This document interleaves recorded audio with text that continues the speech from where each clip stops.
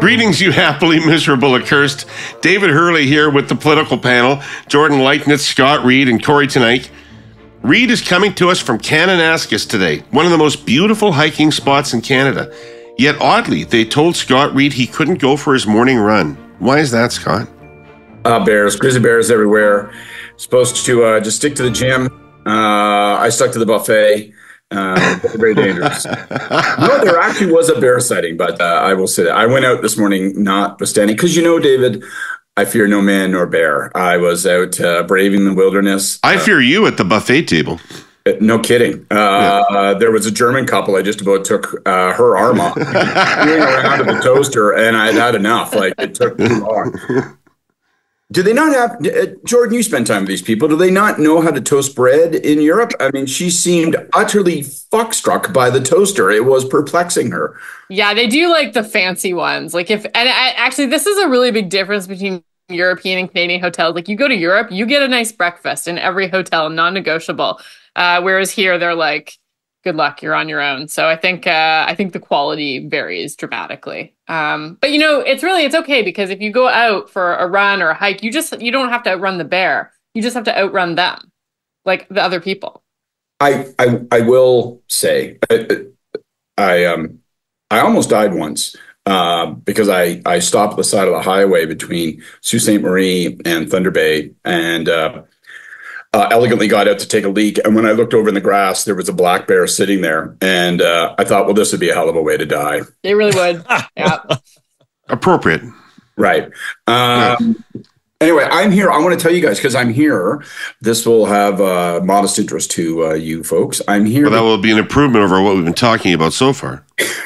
What are you talking about? Bears and my dick? That has been that is rocket fuel for the beginning of the No, I'm here because it is a meeting of all the chief electoral officers from across Canada. So the Canadian, the chief electoral officer of Canada, and then all the jurisdictions, provincial, territorial, all across the country. And they're having a get together here in Kananaskis, talking about the ways in which evil practitioners attempt to contaminate and alter the purity of the voting exercise.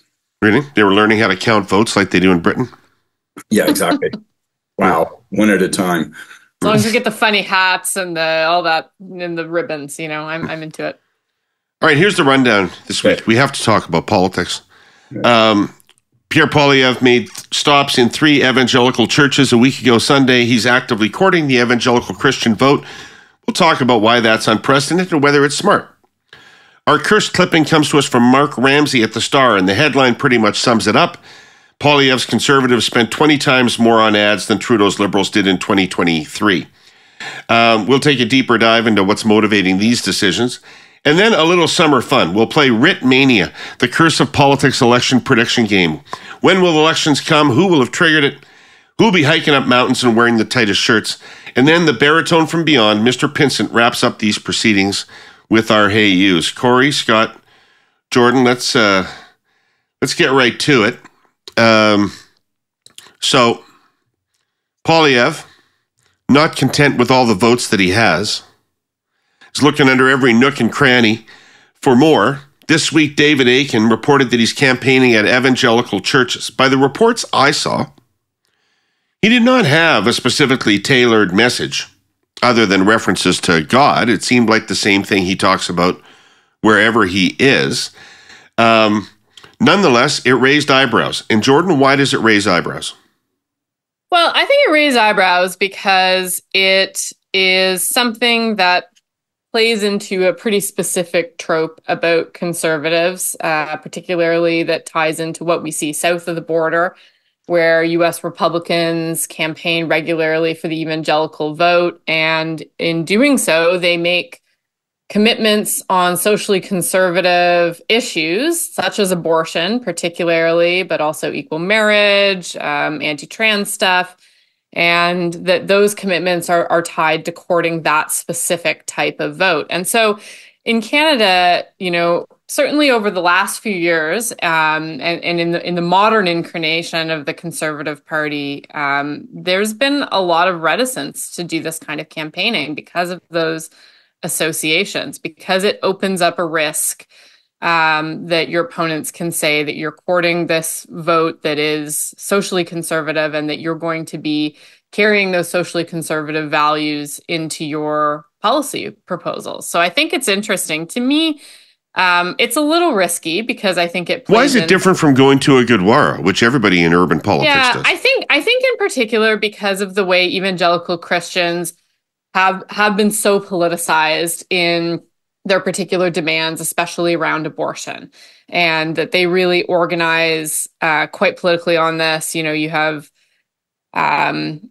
you see this in the US, but in Canada, like you see it, Campaign for Life and all those organizations like that, although they also include Catholics. This is something that really, there's a sense that when you're going to campaign to evangelical Christians, it is on those socially conservative issues. So to me, the fact that he feels comfortable going there is really, that's a sign of comfort in his own polling lead, right? Like, this is not something you do if you're at all feeling vulnerable. This is a sign of confidence and who knows, perhaps overconfidence, depending on what happens. Although I think it's interesting as well, and we can talk about the content of those speeches. I think they're very carefully crafted to not have anything different in them than what he's saying publicly.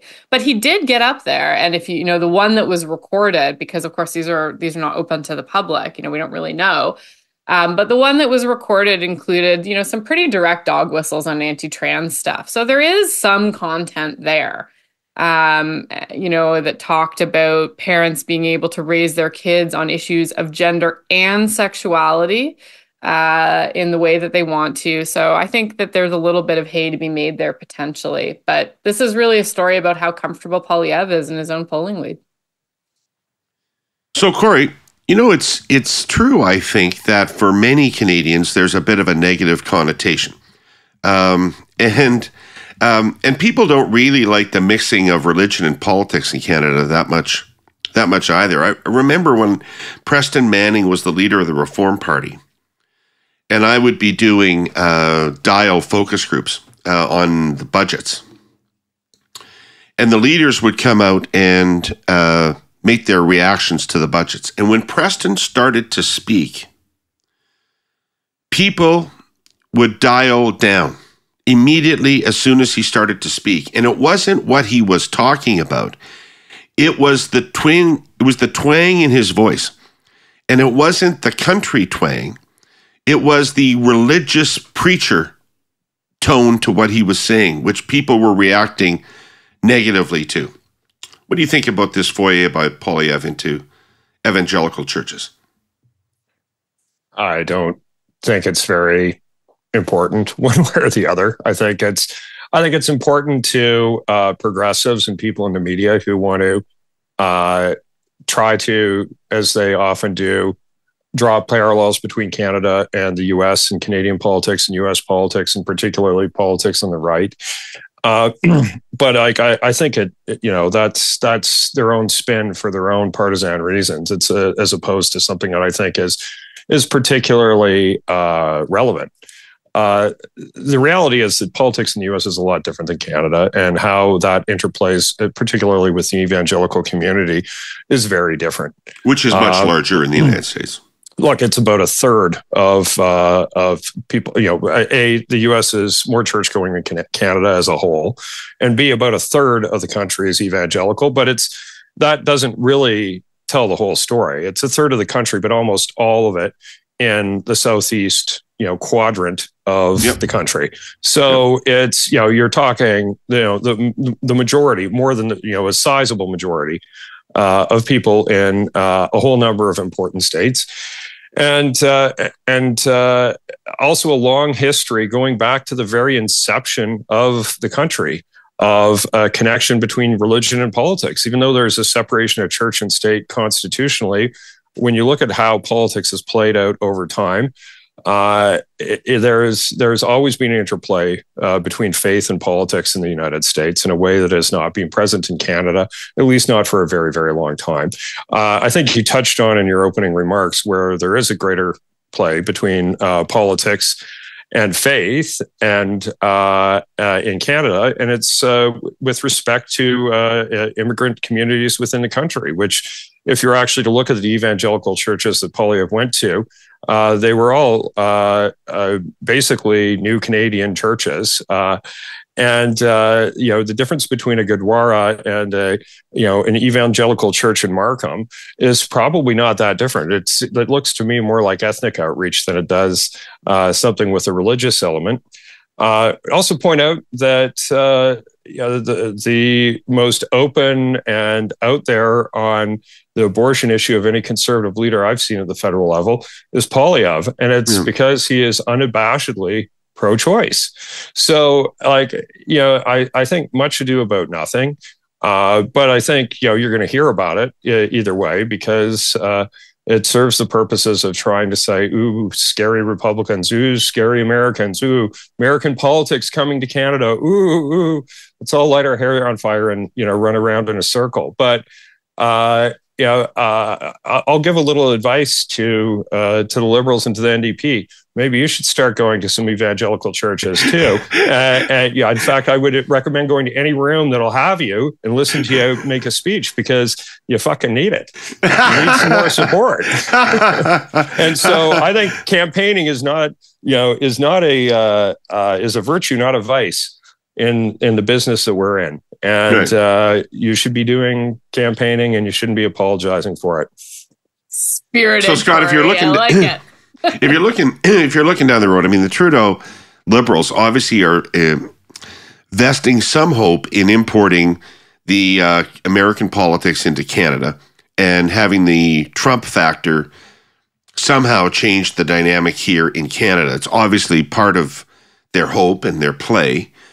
And this could conceivably be part of that in the sense that in the States, it's not just that the evangelical community is much larger.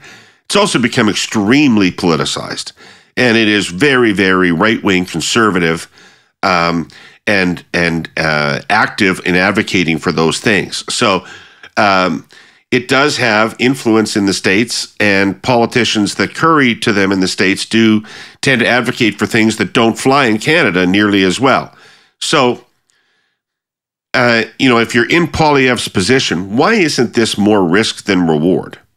I don't know. I think it is. I mean, the benefit of it, just I do think if you want to look for a rationale,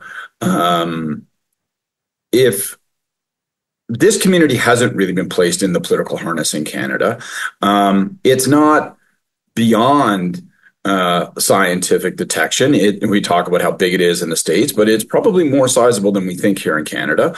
Well, we know the number. It's about 8%. Right. So and that these are people that can, that these are people that can easily be put into the likely voter column. And my guess is once you get them, once they would approach politics with a lot of secular cynicism. Oh, they're all secularists. I'm very cynical about any and all of them. My guess is once you get them, they are going to be invulnerable to anything you do. Like you've got them and you can do a bunch of different stuff and they're going to be there for you. So you can see that kind of math working. The reason I think it's risky is, conservatives are really, really good. And they remind us constantly, David, that, we get up our own asses, liberals and New Democrats. We go, no, you're not, but you're missing the point. The point is that the carbon tax is actually a financial instrument. It's a market instrument. This should be something conservatives embrace. And then conservatives will shake their head and go, you don't fucking get it, do you? Like you're making this cerebral bullshit argument that's based on one thing after another thing after another thing equals that thing. That's not how people go. People go by gut. They go by feel. Well, this is a place where they are actually guilty of coming up with all sorts of reasons why it's not a risk, dismissing and trying to, in advance, dismiss the possibility that it could be a political vulnerability. Oh, the liberals would just be desperate. Oh, it's just anti-evangelical. It's no different than going to goodbye. Oh. It doesn't matter. What matters is that overwhelmingly it appears and it feels, and the gut of it is very American-style politics. Feels like you're importing yet another American-style political play. And it's uncomfortable culturally for Canadians. It is odd. It does not feel like normal politics. And maybe they think that's great. I think it's a vulnerability. However, it fits into that broad category of they're not going to pay a price until and unless. And until and unless, people aren't voting overwhelmingly, ignoring everything other than change and Trudeau, they'll probably get away with this. But do I think it's a smart move? No. Do I think it's indicative, as Jordan says, of a group that thinks, you know what, let's overlook the vulnerabilities because we want to do it and we don't feel like we're actually very vulnerable these days? I think it is a blind spot. I think all the rationales that are put up are bullshit. I think they are short-sighted, and this will hurt them at some point. May not hurt them now because, fuck, man, there's such a mountain of steam for change and Trudeau and anti-Trudeau. But increasingly, you can see them making moves where they go, yeah, but it doesn't matter because Trudeau. It doesn't matter because of Trudeau. The better hope he doesn't take himself off the board. I don't think they're not going to win the next election, to be candid. But these things are born less of strategy, far less than they want us to believe, and a lot more of, you're fucking right, we're going to do it, and don't tell us we can't. I don't know, Jordan. That feels more whimsical or non-strategic. I mean, I look at the Conservatives, and to be honest, one of the things I like about it is they've got a 15 to 20 point lead, and they're not sitting on it. That's right. They are not playing. They're not just shutting down and saying, let's Keir Starmer this until election day and be as non-threatening and as anodyne as we can possibly be. They're fucking going for it. They're contemplating Trudeau's departure. They're contemplating a different world. They are playing offense every fucking day. Yeah, look, and I think Kory is right in terms of some pieces of the logic around it. This is about campaigning in every possible space. This is about outreach to some pockets of new Canadians within the evangelical community. But it's also about outreach to evangelical Christians as an energized political force, right? And I think that there are pros and cons to that, and and it's door knockers, for example, which nobody can get these days in a ride. I think that all of the reasons that Kory articulated that would be sort of maybe in Kory's view, like incorrect reasons to be concerned about it, about the importation of U.S. politics and so on. But that's the exact political vulnerability of the move, right? Like that's the point. That's the case that like the Liberals are already out there. We know that the argument that they have unified around in terms of attacking Poilievre, and we can debate whether this is the effective one. I don't think it is. But they have chosen to say that he is importing U.S.-style, Trump-style politics to Canada. That's the case they're trying to make. And so if you're trying to make that case, this becomes potentially a proof point in that. And so in that, there is political risk. But, I agree with you in terms of there is an energy behind it, and there's I think sometimes, particularly maybe on the progressive side, when progressive parties get into leads, there's this idea that all risk is rotten, right? Like that you don't touch any of those dials when you're doing well because of the downside risk of adjusting anything. And certainly we're not seeing that from the Conservatives. Some of these gambles will pay off, but some of them won't. And I think, I think back to some other things that have happened recently. You saw some maybe not dissimilar overreach and circular internal storytelling on the Ukraine free trade vote. That was about why all of these reasons, why that was going to be about carbon tax and it was going to be fine. And lo and behold, it's actually something that still is a bit of a vulnerability. So these are not each one of these is not a fatal thing and I don't want to overstate the negativity of it. Maybe on balance, it'll still be the right move for them. But taken together and weaponized in the correct way with a contrast campaign that has some money behind it, all of which are big ifs, they could be weaknesses or chinks in the armor. Okay, sure. But you're getting... Come on, Kory, wait a second. Kory, before you get too harsh, this is what we're left with. Well, right? Okay. I mean, if you're going to talk about what might change in Canadian politics, this is what we're left with. Okay, what if this happened? What if that happened? What if the Liberals did things they're never going to do? What if... Right? Well, let's draw the right lessons from this, because there's maybe a correlation between these two things. Like, because David Aiken wrote one story in Global, we're talking about this. This is not a media narrative. This isn't a big thing that's going on out there. But there is a big thing going on under the surface of this that I think the other parties could learn something from, because there's a correlation between how the Conservatives are doing and the fact that they're actually reach out to organized groups who will do things like write checks, who will do things like knock on doors. There's a reason why one party, Jordan, has raised $6 million. Another party, David and Scott, have raised $15 million. And another party has raised $30 million. And there's a correlation between how many ads they can run as a result of that and how many volunteers they have. Like the idea of associating. For a second. Does that mean that every decision they make, therefore, must be right? Does that mean that every judgment they embrace is flawless? Well, let's, if we're going to talk but I mean, it's kind of a reductionist argument. It's sort of like, well, look, they're ahead and they're making money, so they must be right. It's only reductionist if you cut me off and you don't listen to what the point is. The point is that you need to actually have supporters that are willing to actually do the business of politics for you. And you have to go out and you have to meet them where they are and you have to talk to them and you got to energize them to some level if you want to have them do those two things, knock on doors and write checks. So I think the problem with a lot of progressive parties is they ascribe a value to certain types of voters. Unfortunately, they're on like editorial boards for papers that nobody reads anymore, and work at universities and other things, as opposed to being in organizations that actually are far more activist in terms of the things that they do when it comes to politics and campaigning. And if you don't feed and water elements of your base unapologetically in some way, they're not going to come out and do those things for you. And one of the problems with the Liberal Party is I think you've given away those areas where you used to have that kind of support. And as a result, where are the volunteers? Like at the federal or provincial level, they're basically non-existent. It's a problem. Traffic in Toronto. Look, I'm never one to bury the lead. And Herle Burleyites, if you live in the city like I do, you know those three words, replete with their horror show associations, are the goddamn lead.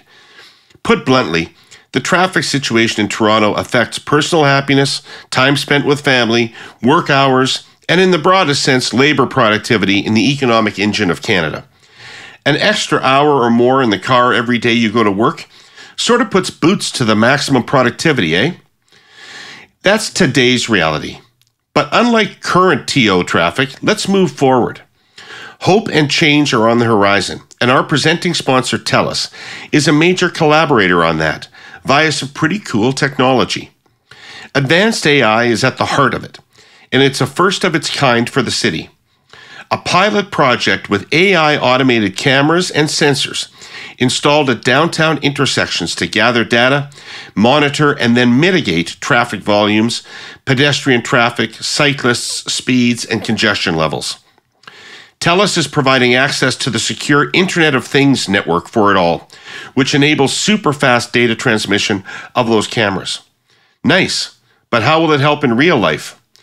Always lots of sirens in the core, right? Smart intersections are going to reduce EMS drive times.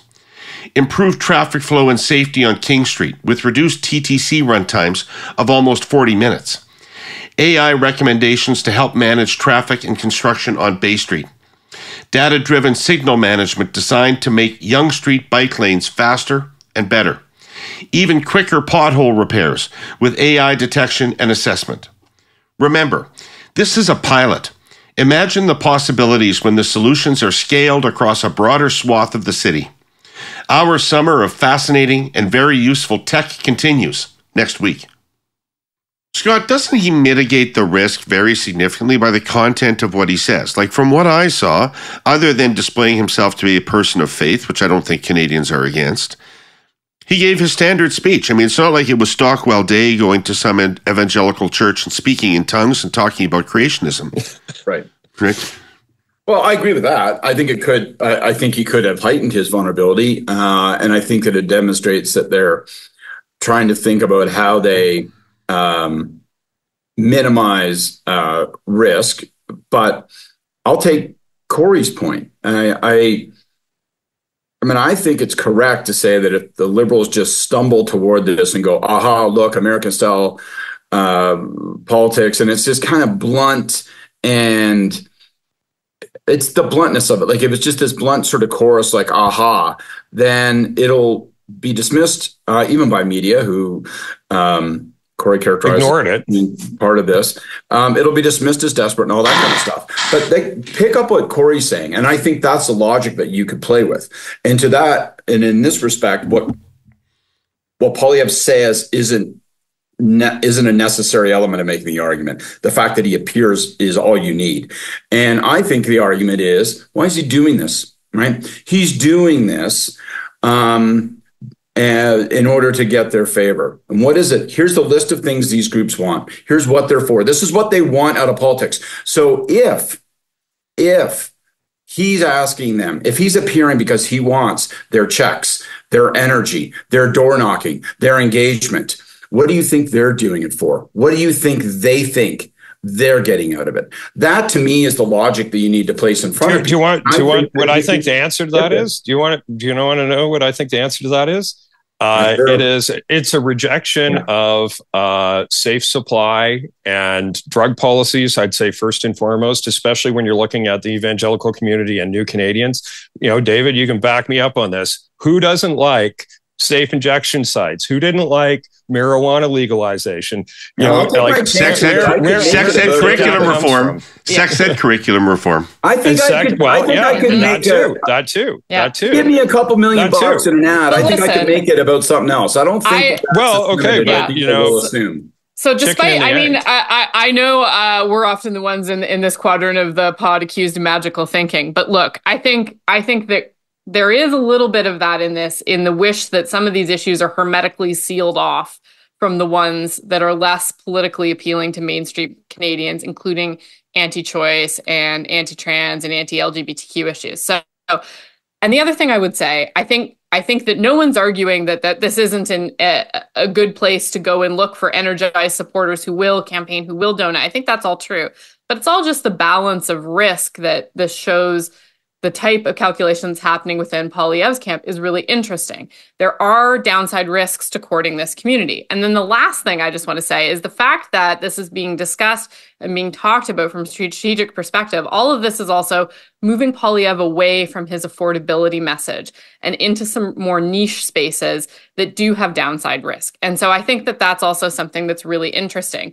When we see him becoming very comfortable with his lead is when we see him moving off that affordability issue. We've seen it a few times over the last year, and it's always a sign of like comfort and confidence. And so to me, that's also a really interesting thing as we move into the summer to see that. Okay. So for this to be a vulnerability, though, you require a lot of magical thinking, because you have to think that the fact that he gave like his basic stump speech to some evangelical churches and new Canadians means that he has a secret agenda of courting, U.S. evangelicals on a very different political agenda. And you'd have to ignore the fact that he's pro-choice and that his adopted father is gay. And so that therefore, he wants to bring in abortion controls and has some sort of, anti-LGBTQ agenda. Sorry.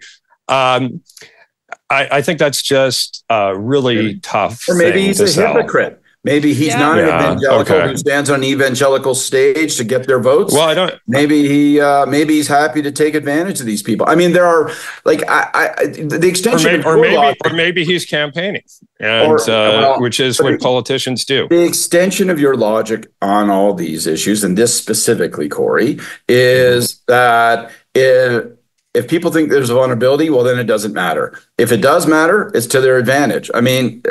I don't know. But I allow for the possibility of the spectrum of all things in the universe that they might make a decision now. We're talking past each other, Scott, because you're talking about air war on something where I don't see an air war. I see one story. But maybe there could be an air war if a whole bunch of other things happen that are probably unlikely to happen. Yeah. But I'll tell you one thing that is true, which is what my point is, which I haven't really heard you address, which is that you've got to actually engage with groups that are a little bit more organized out there if you want to raise money and if you want to have volunteers. And I'm very curious what you're, rather than talking past that to this other point, what do you think on that? Well, I think there's two things about that. One, sure, but then you have to have a guiding set of principles as to what that means and how you engage with them, and you have to be able to articulate and defend that. And I think the Liberals have done a poor job of challenging Poilievre on that. When he walks with a convoy, I don't think he's been made to pay a price. He should have been paying a price with advertising that stapled it to his fucking forehead the second he became leader. And I think this is another example where if you gave me money and I could run ads, I think I could make something out of it. The other thing you do is you got to groom your own folks, which I think is the real success that Poilievre had when he mounted his leadership. It wasn't just plugging into existing groups; he actually groomed, and that, to be fair, is what Trudeau did at the outset of his leadership too. I would say that's what the Liberals, when they were successful, that's what they were doing more. Like the marijuana legalization was tapping into some pretty well organized groups that came out and voted for him and campaigned for him and did other things for him. It's hard to say that the limited contact that Poilievre had with the convoy folks was bad for him. I think it gave him one of the most crushing victories in Conservative leadership history, because I think those people came out en masse, despite his interactions with them being somewhat fleeting and somewhat dog whistly.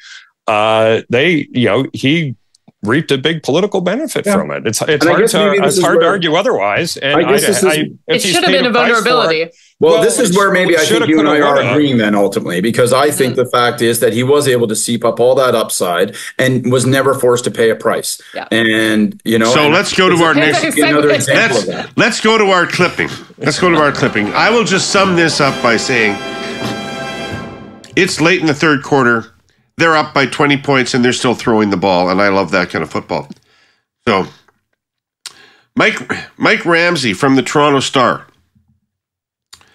The Conservative Party massively outspent the Liberal Party on advertising in 2023. Note who's not even mentioned in that sentence, Jordan. Raising questions about how the embattled Trudeau Liberals have responded as they slide in the polls, and whether the party should shift its strategy in the aftermath of a shocking Toronto by-election loss last week. Newly released financial statements show the Conservative Party spent $8.5 million to get its message out last year, more than 20 times as much as the governing Liberals, who spent just over $380,000 on licorice and Hawkins cheesies, because you can't buy any fucking advertising for $380,000. The Liberal Party would not say if it is planning a renewed advertising push. In February, senior Liberals had told the Star the party had no plans to go on an advertising offensive until closer to the next election. Innovative advertising campaigns in the lead up to and during the 2015, 2019, and 2021 elections were an important part of how the Liberal Party of Canada successfully connected with more Canadians than ever before about Justin Trudeau's positive plan to invest in the middle class. And the same will be the case for the next election, whenever it may arise, Parker Lund said in a statement. Instead, in recent months, the Liberals have turned to media appearances by the Prime Minister on popular podcasts and having influencers promote the budget, for example, as ways to reach younger audiences and get the party's message out. Still, it's worth asking if the party should have advertised more, says Dan Arnold, who led research and advertising in the Prime Minister's office from 2015 to 2021.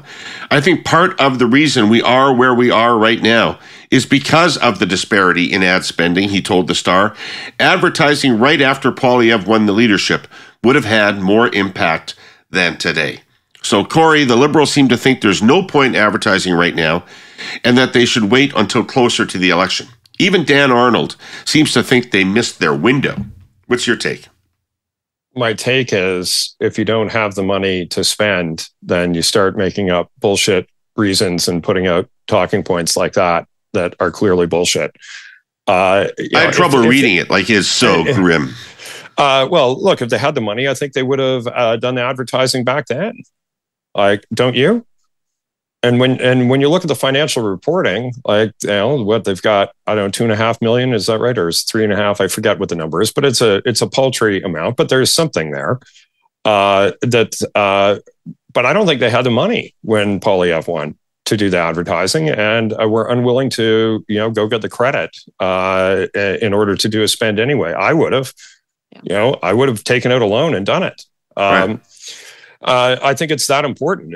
And look, when we look back at previous campaigns, and I'll just speak from the conservative side, when conservatives, do a good job of defining opposition leaders, they tend to do well.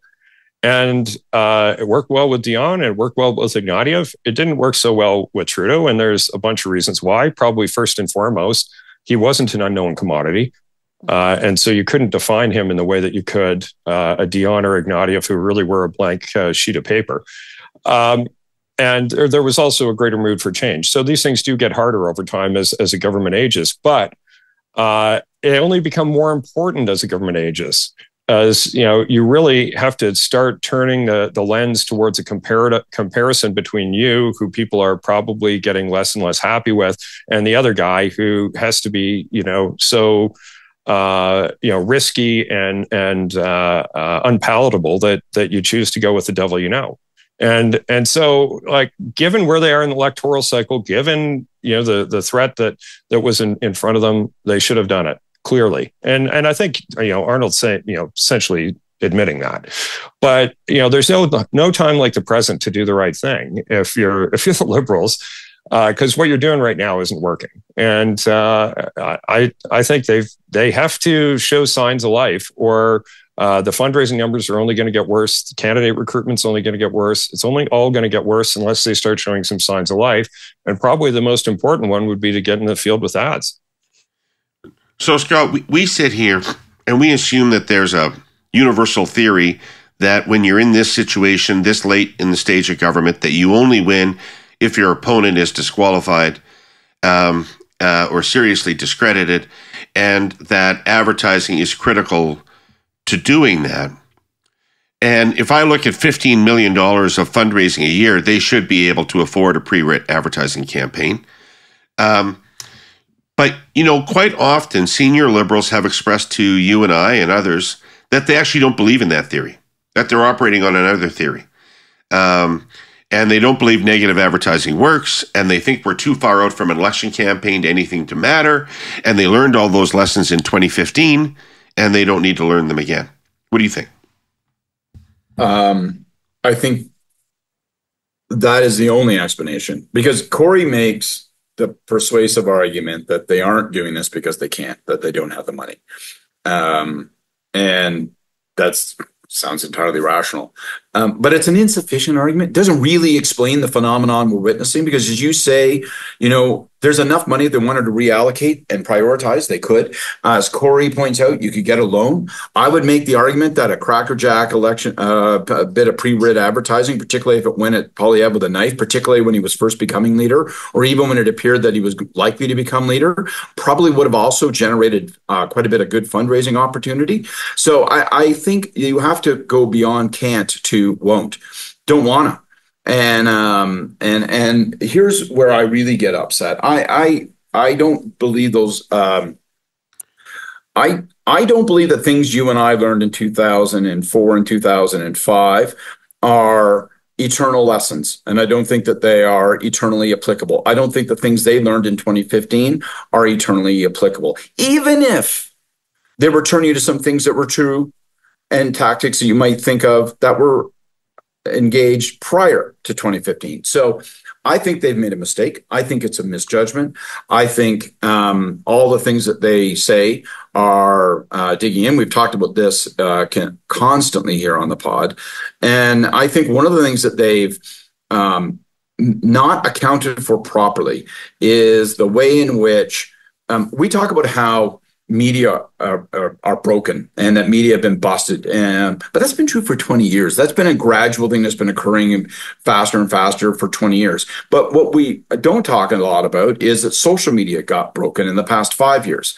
And so it's not what it was in 2015. Voter contact and engagement programs, all the tactics and tools that were migrated from the Obama, those things don't play. In a world of Twitter now, When you watch it, who's in that pool, who's swimming around, how people interact, the ways, Kory's made the point many, many times about, the alterations in the past 3-4 years that have been made with Facebook and how it's algorithming out this kind of stuff. So the idea that the prime minister goes on that weird Julie Nolte or whatever it was, Nolte Insta thing, where I don't know what the hell that was. Glad you brought that up. That was bizarre. It was really cringy. I was told not to watch it. Was that correct advice? Yes, it was. It was fucking weird. Yeah. And like she's got like 130K IG followers, and like I don't understand that. I don't understand that in any way, any strategy, any world, other than you're saying, hey boss, here, we're throwing this and this and this and this at you. And this flurry of activity makes you feel like there's difference being made, but none of it is actual difference being made. So I really do believe that the dynamic circumstance with social media and what that means for a bunch of tools that they embraced, I think that's altered the landscape. I think it takes you back to hardcore advertising. I think it takes you back to certain demographics and pounding away at them. And I think that they've missed a huge opportunity, and I don't know that you can get it back, but I would for sure try, because if we are a year out or more from an election, that's a year that you could be pounding away on. And I would be going hard. And I know we say this every week, but I really, Jesus H. Christ, there is no time like the present. It's easy to talk about good corporate citizenship. All sorts of companies do, all the time. It's cheap to talk. It's quite another thing to put revenue where your mouth is. Our sponsor, CN, does just that. I want to talk about Alberta again today. The Stampede has been underway for a few days now, and as I've said here before, CN is a friend and supporter of that event. But CN is also there year-round for Alberta. About 3,300 CN railroaders live in the province. In the last 5 years, CN has invested about $1.4 billion in Alberta. This year alone, it intends to spend $439 million in its Alberta network, replacing tracks and railway ties, upgrading bridges and signal systems, and expanding intermodal capability. CN is also participating in the creation of a specialized clean energy terminal in Alberta's industrial heartland.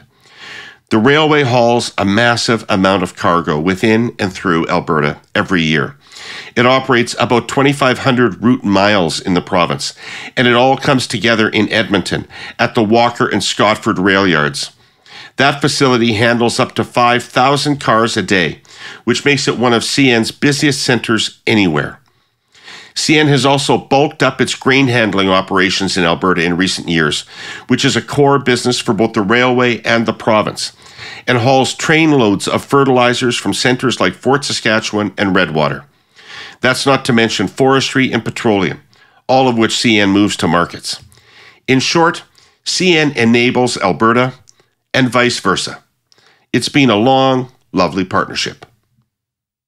Well, just really quickly on this, because I'm sure Jordan wants to get into, when you talk about like their theory on advertising and how that works, I just find that like so difficult to comprehend, because it's not just a violation of some political convention or something like that. It's a violation of first principles on marketing generally, right? Around how difficult it is to change people's preference, whether it's toothpaste or a politician, once they have established a brand preference, once they have an idea in their mind about your product, whether it's a politician or someone else. The amount of advertising you need to do to create doubt, and then to have a transition to a different brand or a different product, it's just very, very unconvincing that you don't try to intercede in that as early as you possibly can to frame your opponent. Like it makes no sense. Like from not just from politics, but from any kind of brand positioning or marketing perspective. Yeah. So, Jordan, progressives need Poilievre to walk out of a barn and face the Bolivian army the way Butch and Sundance did, right? The Liberals aren't going to do it. The NDP aren't going to do it. Where are the unions? Well, I mean, the unions, I think, are aware of the field and making their plans, right? Like, so third party is going to be, I think, significant in a way that maybe we haven't seen federally in a while. And look, they need to be doing at this stage what it seems the Liberals are not willing to do, which is do some research and ground a contrast and an opposition and negative campaign in that research. That is what has to happen. And I think, Kory really stole a little bit what I wanted to say, which is that part of the perversity of what has happened here in terms of advertising spending around defining Poilievre is that as time goes on, it becomes much more expensive to achieve the aims, the persuasion aims that such a campaign would have. $1 spent initially to define an incoming leader is far more efficient than one spent to counteract millions of dollars spent on positive campaigns. So this whole proposition is becoming more, not less expensive. It's also more credible, if I could just interrupt, it's more credible when you're tied, which they were at the leadership, than when you're 20 points down, where it inherently looks desperate. That's right. And I mean, even beyond the optics, like, it's just much harder. Like, now you're running against positive advertising. Like, you're having to counter opinions that people have formed. And I would add my voice to, I think, what we maybe have a quartet on this, which is just being really puzzled about what seems to have maybe become orthodox political thinking within the Liberal camp currently, that somehow voters are not paying attention and that there's room to do nothing until closer to a writ period, that there's some virtue in waiting. There is no evidence. There is no evidence that that's the case. In fact, evidence is actually to the contrary. Vote certainty is going up for Conservative voters. That vote is baking in. People are solidifying their desire to vote against Trudeau and the government as time goes on. So far from just sort of floating out there, waiting to be told what to think by any political party, people are making up their minds now, and they're just waiting for a chance to have their say at the ballot box. That's what's going on.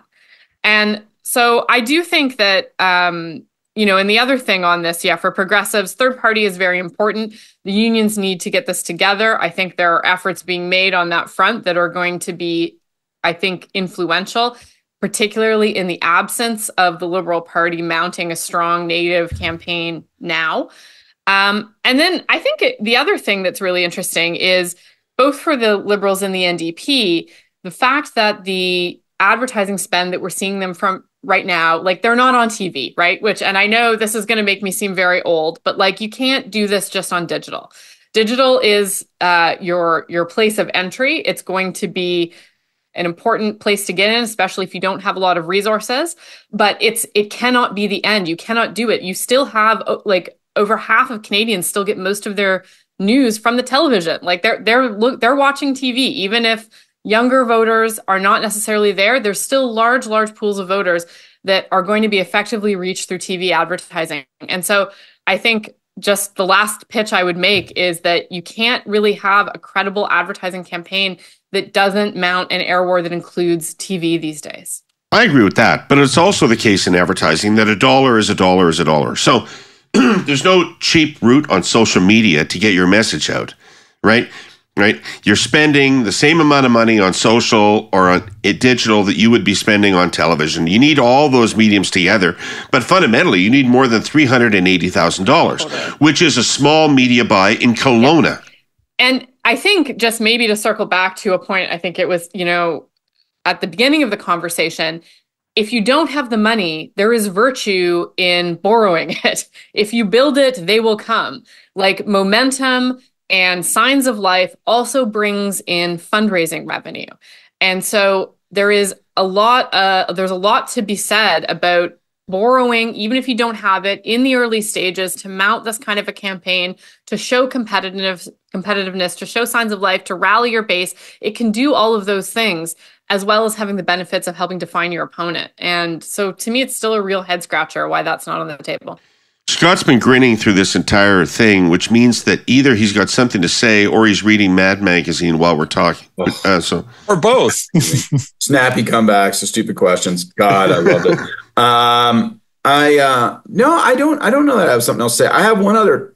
It's more for you would be of all of us, you'd be in the best place to answer this, David, which is there a chance that they're covering? Is there a chance that the real explanation is they're taking this hit, saying this, offering these feeble rationales, that the guy who's on top just doesn't want to do it? Like maybe Trudeau got it in his head early in his political career that negative advertising was not what he would do under no ways or circumstances. And I know there are examples that we would, but maybe they convince themselves of that. Well, they don't really, right? And so when you go to him and say, boss, we want to do a pre-writ advertising, we're going to have to borrow money, we're going to have to do this. Maybe the truth is he just goes, no. And the contradiction, of course, is that he then gets frustrated and goes to do at a news conference and goes negative himself. And you're like, well, why would you be negative at a microphone? But it's not okay to be compellingly negative in an advertisement that will actually make a dent. But in any event, I just float that as a possibility, having been as we all have, a water carrier for leaders. And sometimes they say no. And then you're stuck with it. And you have to say to people, you don't say, well, the boss won't let us. All right. You say, yeah, I don't think we should. You take that bullet.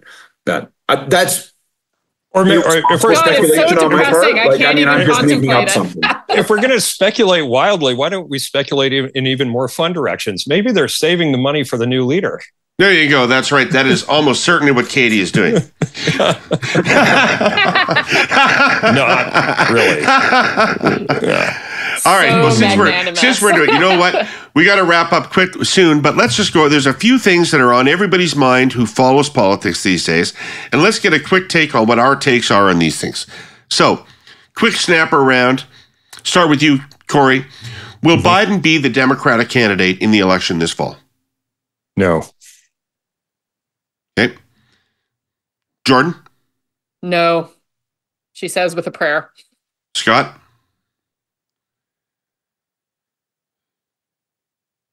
Yes. I don't want him to be. I didn't think he was going to be, but I think they've dug in. And I think the Black Congressional Caucus is a real barrier. I think no, but I don't have any reason to believe that other than just... Well, I'll give you what my reason is. I don't think that I think he's been so held at arm's length from the media and from scrutiny, and that's not tenable any longer. And I don't think he can keep it together for the period amount of time. He was bad on Stephanopoulos. Like if the debate hadn't, they're trying to portray Stephanopoulos as a recovery from the debate. If the debate had not happened and Stephanopoulos was the first thing people saw, that would have been a disaster. Yeah. Right. Yeah, no, I think they have to dig in this week. It's NATO week. That is significant there. I think we may see some movement after this. But he's it's not abating. The pressure is continuing. I think he's only one really bad gaffe away from, I think, an absolute stampede. And not because people are even worried about the presidency anymore. They're worried about their own place down ballot on either their congressional or their senatorial run. Yeah. And I think that's where the pressure is coming from. I don't know if you saw Axelrod's column on the CNN website. He's being really strong and clear on this, by the way. And that is not an easy thing for someone who's held the jobs that he has had to write. And that was one of the more devastating things I've ever read about anyone in elected office. Just absolutely devastating. But I expected to see more of it, and I expected to see it snowball. And I think I see some barriers being put up. I think the dynamic within the Democratic Party, I want him to step down, to be blunt, right? Very much so. But I think, you see this organized effort of, from Black Congressional Caucus saying no change. And if there is a change, it's Kamala. And so if you motherfuckers think what you're about to do is do a switcheroo and step over her, forget it. And I think all of that is creating a deadlock within the party. And don't underestimate. They're not going to scare me with threatening me with Kamala. I would take. She's a better candidate than him. Running ahead of Biden right now. I'd take her. But where I think you're missing on the Black Congressional Caucus side of things, though, is that's really just about staging, right? So it can be somebody other than Kamala if this happens before the convention. It's after the convention. It's Kamala is the nominee if he steps down. I would expect that those people would be switching to the time for Biden to go one day after the Democratic National Convention. And I think like she's in a process also of being rehabilitated as well. There is good luck with that. There's going to be less downside risk. People are just going to see her in a rosier light. Look, a fence post would be better than Biden. Here's the deal. I'm not kidding. I'm not kidding. Here's the deal. I'm not kidding. It smells like oranges in here all the time. You smell oranges? Oranges. That's the fucking problem, and it isn't fixing itself. Well, it's not just you and I and like the four of us here. It's 78% of Americans essentially think he's not qualified to be president today, given his mental acuity, and that number isn't going down. It's just amazing the way this has taken all scrutiny off of Trump. No, it's malpractice. It's horrible. It's horrible. Right. Yeah. Anyway. All right. So next one. Jordan, you start. When is the election in Canada? So this one pains me because this is all about Canadian politics tending towards the least interesting outcome. But I think, not that I think he should, but I think Trudeau stays, and I think it's 2026. Like, I think he stays. I think they muddle through. I think it's ugly. And I think they just do everything possible to drag it out to the last minute and hope that interest rates resolve themselves and other magical things occur. And we go in 2026. Scott? It all begins with Trudeau. So I think he leaves at Christmas. I think that we have a leadership in May, and I do think it'll take that long. I think it'll take April, May. There'll be a big fight about whether or not to go longer, and they'll go longer, and Trudeau will be okay with it being longer, and blah, blah, blah, blah. And then you'll have an election and they'll follow on the following budget. And I think part of the reason you want the leadership is you want the leadership after the budget so you can try to get through. Then CNS agreement falls apart, and then the Liberals fall on the next election, or they use the election as the budget rather, or they use the budget as their trigger. And so I think the election's in June of 2025, which I'm sorry, Kory, I know that is your fucking card game, but I think they're going to steal it from you. By the way, I think things are going to work out for Trudeau, right? I think that he's going to find it's going to be okay. I think he's going to, win easily. Pardon me? He's going to win easily. What do you mean things are going to be okay for Trudeau? I think that he'll leave political life and he will find a comfortable place for himself in the world. I think he'll marry Margot Robbie or something. Like, I don't think it's going to work out badly. Like, existentially, things are going to be okay. Yeah, like I think, Yeah, I don't spend any time thinking about that. At all. No, I don't. Kory, when is the election? I don't think Trudeau leaves, if he's going to leave, until the new year, maybe as late as the summer. And my thinking is this: I think they, as you pointed out, David, many times before, you hang on until it's so evident that there's no hope left. And they're trying experimental treatments right now to change the diagnosis here, and they're down in Mexico. Yeah, it is gene therapy in Mexico right now. They're going to be moving to Reiki and crystals. There's going to be all kinds of quackery that'll be tried. But I think the biggest experimental treatment that's not going to work is they think a Trump presidency is somehow going to bail them out. And I think that is the falsest of all the false hopes for them, because I think it's already baked into the cake. And, we've seen polling on this, and there's just no evidence in any of those numbers that Poilievre gets tied to Trump and that moves votes. Like, in fact, the opposite. Well, the polling says that people think that Poilievre would be better at handling Trump than Trudeau. Yeah. That's correct. And I think they're probably not wrong on that. But I think that's one of the big false hope things they're waiting to see. So I think that has to not only happen, but it has to set in. He's not leaving at Christmas because the Trump will just have been elected, and he'll just he'll have another swanky vacation that's ill-advised to take. Then he's got to get around to raising the carbon tax one more time in April. And after that, I think if there's anyone left in the country thinking of voting for him, they will have moved to my side, to the dark side of the force. And so, I think, if he's around in April and raises the carbon tax, I think there's going to be what you saw last year is going to look like nothing. And I think the pressure for him to go will become overwhelming. And I think the chance of him getting reelected will be, kind of where Biden is right now, just inconceivable to anyone except maybe a few of the very insiders. So if he leaves, in the summer, 6 months for a leadership, and then does the newly elected leader want to go right away or longer? I don't know. I'm not sure. My crystal ball is that clear. I think it's really interesting if he leaves. Like the Casso's dead, right? Like so things become very, very volatile as well on that front. Yeah, but look, you're looking at in most scenarios, you blow past the fixed election date. My operating thesis is that he resigns in the summer of 2025, leadership in the fall of 2025, election in the late winter, early spring of 2026. Yeah, I think that's a pretty good scenario. All right. Gordon Pinsent, let's end this thing. Ladies and gentlemen, please return to your seats. The Hey Yous are about to begin. Scott, go first. Sure. I'll give my hey you this week to the folks that I'm surrounded with here out in Kananaskis, chief election officers from across Canada. Those folks have a tough job, man.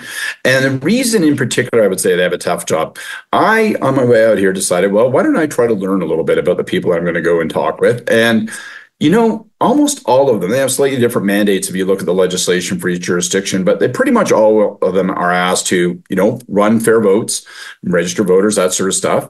But then they're also asked to promote voting, and they're asked, to have an enforcement play. And I think that is an almost impossible set of responsibility. I think they have too much mandate these days. I don't think that political parties, particularly conservative political parties these days, want them in the business of enforcement. I don't think they want them in the business of necessarily promoting voting. I don't think that they want those things. And I think it takes them in an odd way, these chief electoral officers, directly into conflict with the political parties who ultimately are the policymakers to whom they answer. And it is an interesting thing with AI, deep fakes, micro-targeting, all of these things that are going to have an increasing impact on electoral cycles, that these folks are actually being asked to play umpire. But really what we political parties who drift in and out of government want for them, we don't want them to do that. We just want them to run the voting. We don't want them to run elections. We want them to run the voting. So hats off to them. It's a tough job. It's about to get tougher. You can't check your own work, though, Scott. That's part of the problem. Like it's untenable to have the people administering the vote also being the people who investigate problems with the vote. It's like checking your own work. You never get a good outcome, or a bad one. I've always thought the election cops. I think they should have little election badges. I think the election cops should be the four of us. We should be like the Charlie's Angels of election checking. Well, I am obviously Farrah Fawcett. Yes, clearly. Jill. Got the locks. I like it. Yeah. Corey? Holding out for more money. Got a hey you? Yeah, I got a hey you for David Vigneault, the outgoing director of CSIS. And the hey you is don't let the door hit your ass on the way out. I think the guy was there for 7 years and in almost every measurable way left the place worse off than he found it. Just a total erosion of morale within the agency, public scandal after public scandal.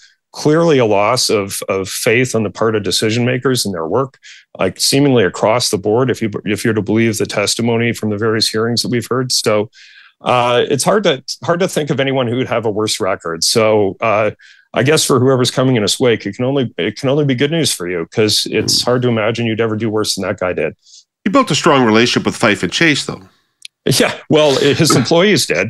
Yeah, because their work wasn't actually getting to decision makers, and the only way that you could get things on like electoral interference out into the public is to leak it, or to get sexual misconduct dealt with is to leak it to the press. It's a terrible state of affairs. But anyway, all right. Yeah. See you I'm later, sure there's buddy. a very competent woman waiting in the wings that they can glass cliff into. Let's hope.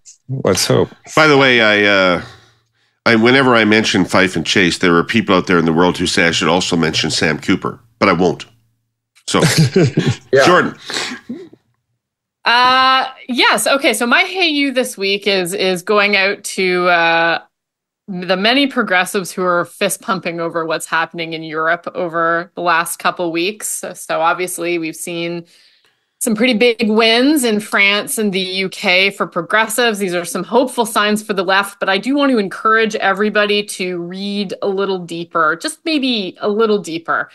So obviously in France, it took like historic compromises and strategic maneuvering of unprecedented strength and length to block the far right.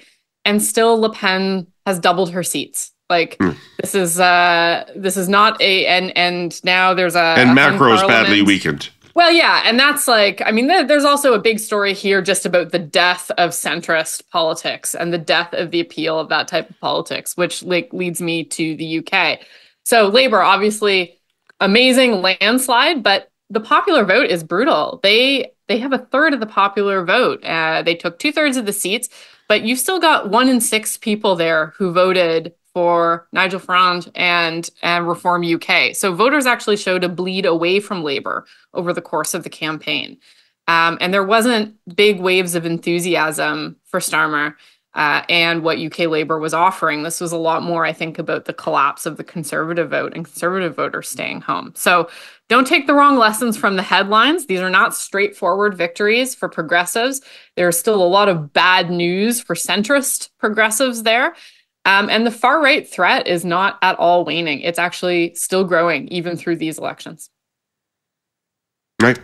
Absolutely. No kidding. The popular vote was quite a shock, to be honest. Yes. Yeah. Okay. My Hey You goes out to Karina Gould, the national co-chair of the Liberal campaign. If you're going to make public comments, then be telling Liberals plausibly what the path to victory is, and that you are correctly assessing our situation. Don't fucking gaslight us by telling us that we lost St. Paul's because we had a bad candidate or a bad local organization. That is not the case, and not going to pass muster. So if you're going to be out there leading Liberals into the charge, let's start with some honesty about what's going on. All right. Thanks, everybody, for being here this week. Scott, out of Kananaskis in the cave that you're in there. Very dark little lair that you're in. Got to get some grizzly droppings. See you later. Yeah, exactly. All right. Thank you, TELUS, our presenting sponsor, and CN Rail, our sponsor. Thank all you accursed who watched or listened to this show, and we'll see you next week with God knows what we'll be talking about. Anyway, we'll be back. See you then.